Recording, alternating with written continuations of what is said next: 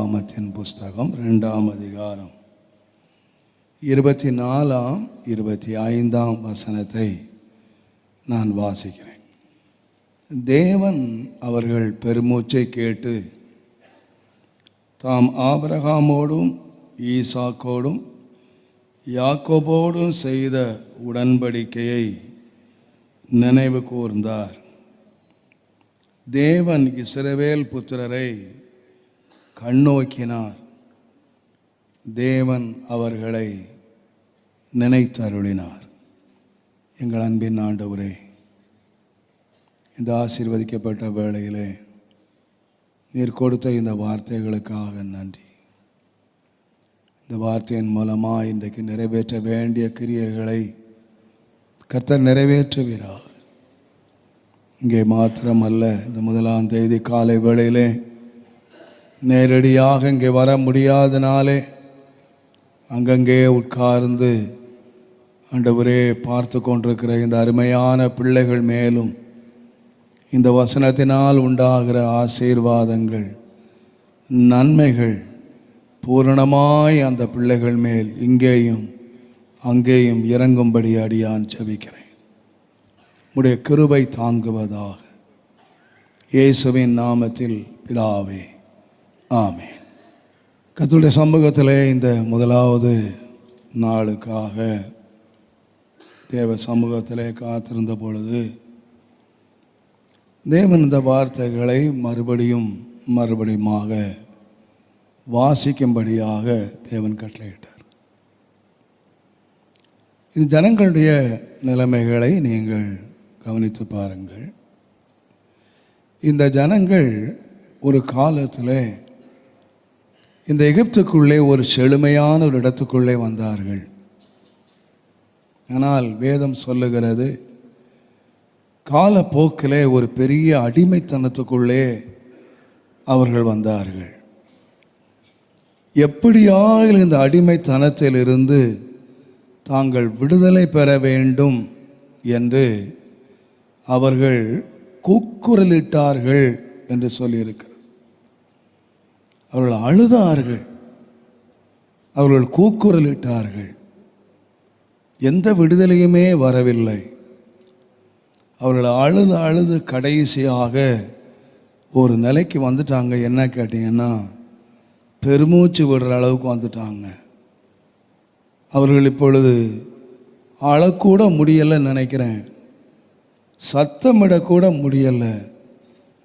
ஒரு பெருமூச்சு விடுகிற நிலைமைக்கு அவர்கள் வந்தார்கள். கர்த்தருடைய வேதம் சொல்லுகிறது, நான் அவர்களுடைய கூக்குரலை கேட்டேன்னு சொல்லலை, அவர்களுடைய சத்தத்தை நான் கேட்டேன்னு சொல்லலை, அவர்களுடைய பெருமூச்சை நான் கேட்டு அந்த உடன்படிக்கையை நான் நினைவு கூர்ந்தேன் என்று சொல்லுகிறேன். தேவனுடைய நாமத்துக்கு மகிமை உண்டாவதாக. ஒரு நீண்ட நாள் அவருடைய காரியங்கள் வாய்க்காமல் இருந்திருக்கலாம். நீண்ட நாள் அவர்கள் ஜெபித்து பலன் பெறாமல் இருந்திருக்கலாம். அதனாலே அவருடைய இருதயத்திலே வேதம் சொல்லுகிறது போல நீண்ட நாள் காத்திருக்குதல் அவருடைய இருதயத்தை இழைக்க பண்ணியிருக்கலாம். அநேக வேளைகளிலே நம்முடைய வாழ்க்கையிலே நீண்ட நாட்களாக நாம் காரியங்களை எதிர்பார்த்து கொண்டிருக்கிறோம். சில வேளைகளிலே உடனே தேவன் நமக்கு பதிலளித்து விடுகிறார். ஆனால் அநேக வேளைகளிலே நீண்ட நாட்கள் நாம் ஒரு காரியத்துக்காக காத்திருக்க வேண்டியிருக்கிறார். ஆகையினாலே தான் ஆண்டவர் லூக்கா 18ஆம் அதிகாரத்திலே நீங்கள் சோர்ந்து போகாமல் ஜெபம் பண்ணுங்கள் என்று சொன்னார். இது நம்முடைய ஆண்டவரே சொன்ன வார்த்தை. நீங்கள் ஜெபத்தை மாற்ற நிறுத்தாதீங்க. எவ்வளவு காலமானாலும் ஜெபத்தை மாற்ற நிறுத்திடாதீங்க. நீங்கள் சோர்ந்து போகாமல் நீங்கள் ஜெபம் பண்ணுங்கள். என்று சொல்லிவிட்டு அதோடு அவர் நிறுத்திவிடவில்லை. ஒரு பெரிய விளக்கத்தையே ஆண்டவர் கொடுத்தார்.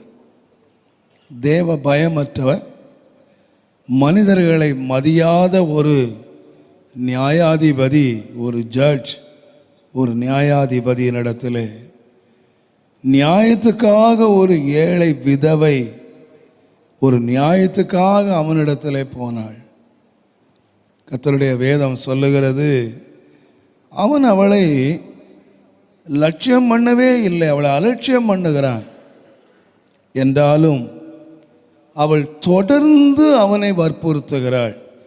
அந்த லூக்கா 18ஆம் அதிகாரத்தில் 4ஆம் வசனத்தை வாசிப்பீர்களானால், வெகு நாள் வரைக்கும் அந்த வார்த்தை உடனே அவன் பதிலளிச்சர்ல. வெகு நாள் வரைக்கும் என்ற நாட்கள் அதிகமானாலும் அந்த விதவை விட்டுறல. அவன் தெரியும், அவன் தேவனை மதிக்கிறதில்ல, மனிதனை மதிக்கிறதில்ல, அவனுக்கு தெரியும். அதனாலும் ஒரு நாள் கேட்கல, அவ 2 நாள் கேட்கல. ஆண்டவர் சொன்னார், வெகு நாள் வரைக்கும் அவனை அலட்டிக்கிட்டே இருந்தா. அவனுக்கு சகிக்க முடியல. கடைசியாக அவன் சொல்லுகிறான், இந்த விதவை என்னை எப்பொழுதும் தொந்தரவு செய்கிறபடியினால் என்று சொல்லி அவளுக்கு நன்மை செய்கிறான். அதனாலே ஆண்டவர் அதை சொல்லிவிட்டு சொன்னார் 7ஆம் வசனத்தில்,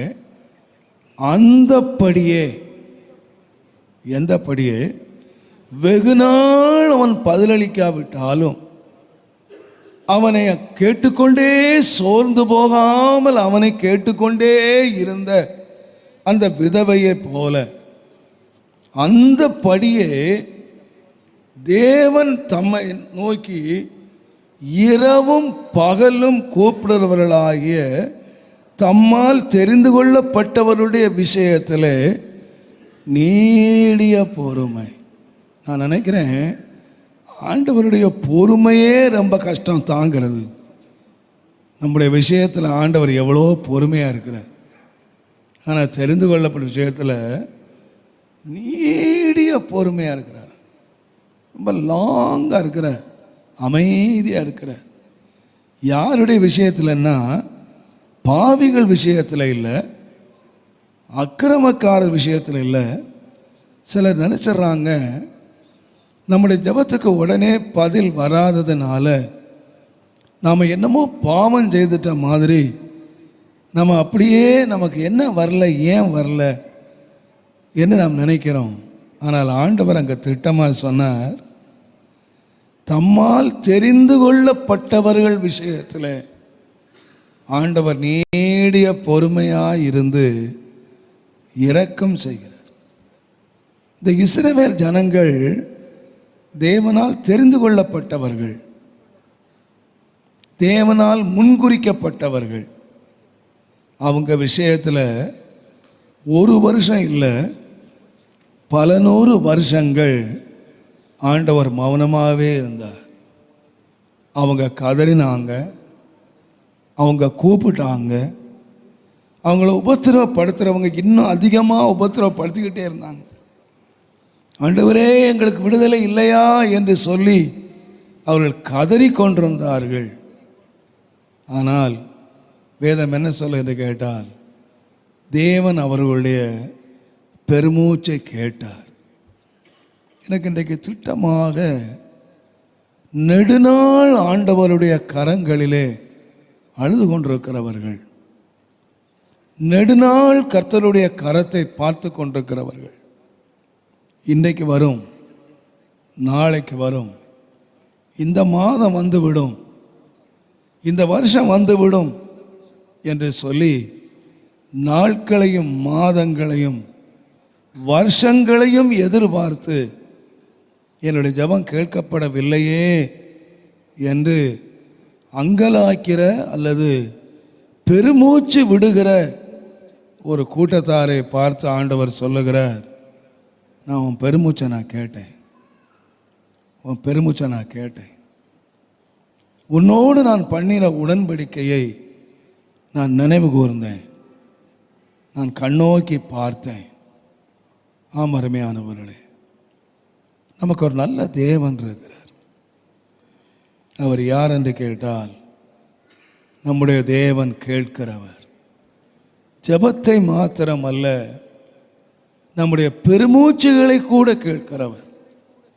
ஒருவேளை பக்கத்தில் தெரியாமல் இருக்கலாம். சத்தம் போட்டு ஒருவேளை அழுதா ஏன் இவங்க அழுறாங்கன்னு கேட்கலாம். ஆனால் யாருமே தெரியாத அளவிலே வேதனையை அடக்கி கொள்ள முடியாதபடி நம்முடைய இருதயத்திலிருந்து வருகிற பெருமூச்சுகள், ஏன் ஆண்டவரே, ஏன் ஆண்டவரே, ஏன் இன்னும் வழி திறக்கல, ஏன் இன்னும் விடுதலை உண்டாகல, இன்னும் எவ்வளவு நாள் காத்திருக்கணும், இன்னும் எவ்வளவு நாள் பொறுத்திருக்கணும், நாளைக்கு வந்துரும்னு எதிர்பார்த்தேன், ஆனால் இன்னும் ஏன் வரல, இன்னும் அதிகமாகி கொண்டிருக்கே தவிர அது இன்னும் குறைந்த மாதிரி இல்லை. ஆளோட்டிகள் நிமித்தமாக படுகிற உபத்திரவங்கள், வேதனைகள் இன்னும் அதிகமாயிட்டு போடுக தவிர எந்த விதத்திலும் ஒரு குறைந்த போனா தெரியல.